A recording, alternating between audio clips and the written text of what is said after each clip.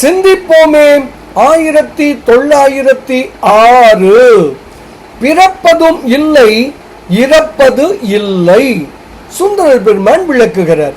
M தலைவனாகிய பெருமான் பிறப்பதில்லை, பின்னர் வளர்ந்து முதுமை அடைவதும் இல்லை, முடிவில் இறப்பதும் இல்லை.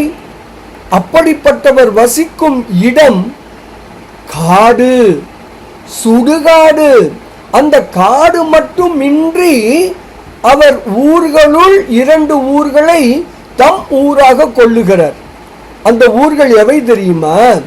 அனைவரையும் காக்கக்கூடிய திருவேள்விக்குடியும் குளிர்ச்சி நிறைந்த திருத்துருத்தியும் தான் அந்த 2 ஊர்கள்.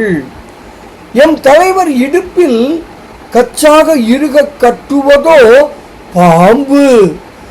இவற்றையெல்லாம் முன்னரே அறிந்திருந்தால் இவருக்கு நாம் ஆட்பட மாட்டோம். இப்படியாக இறைவன் பிறப்பிலி இறப்பிலி என்று விளக்குகிறார் சுந்தரர் பெருமான். பாடலை காணலாமே. மூப்பதும் இல்லை பிறப்பதும் இல்லை இறப்பது இல்லை, சேர்ப்பது காட்டகத்து ஊரினுமாக சிந்திக்கினல்லால் காப்பது வேள்விக்குடி தன் துருத்தி.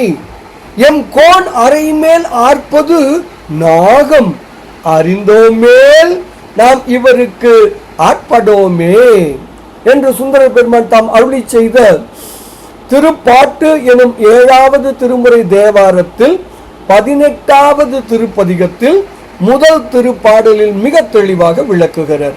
கருணை உணர்வோம், ஞானம் பெறுவோம், பேரானந்தத்தில் திளைப்போம் திளைப்போம் திளைப்போம். இனிய வணக்கம். சிவாய நம.